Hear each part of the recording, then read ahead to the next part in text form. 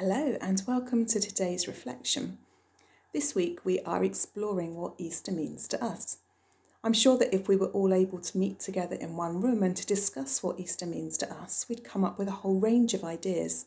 There'd be lots of similarities, things that we all hold dear and important and an integral part of that whole Easter experience. But also there'll be differences, maybe differences in the way that you celebrate with family and friends, maybe differences depending on what church tradition you come from, parts of the celebration that perhaps other people wouldn't expect to see or would be surprised to see.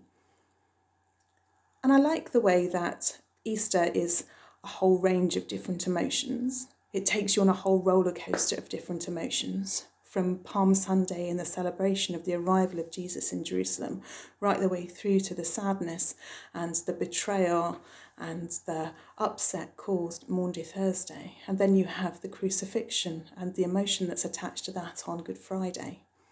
And then you get to Easter Sunday and that whole celebration, the fact that Jesus has raised from the dead. But if you look across the whole week from Palm Sunday through to Easter Sunday, there's a lot of people and a lot of noise and a lot of jostling and a lot of activity going on.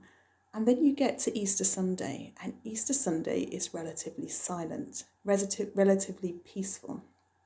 Easter Sunday doesn't fit the mould for the rest of the week, where there's been lots of people around, there's been lots of people with opinions and ideas, throwing in their thoughts and trying to muscle in and to influence things. On Easter Sunday, it's pretty much silent.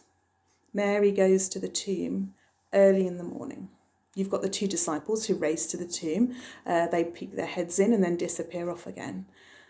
But you've got Mary in the silence. She's in the garden tomb, and she mistakes Jesus for the gardener. And it's in the silence that he turns round and speaks her name. And I like that after all the bustle and the busyness and all the different things that happen around Lent and Holy Week, that we get to Easter Sunday, we get to Easter, and it is in the silence that Jesus speaks. And I think for us, we need to find the silence where we can sit and be quiet and listen for Jesus speaking to us. So to me, Easter is a very busy time. The run up to Easter and Easter Sunday itself, a busy time. But also I think it's a time when we need to take space and reflect. And I'm just going to end with two verses from Psalm 62. For God alone my soul waits in silence. From him comes my salvation.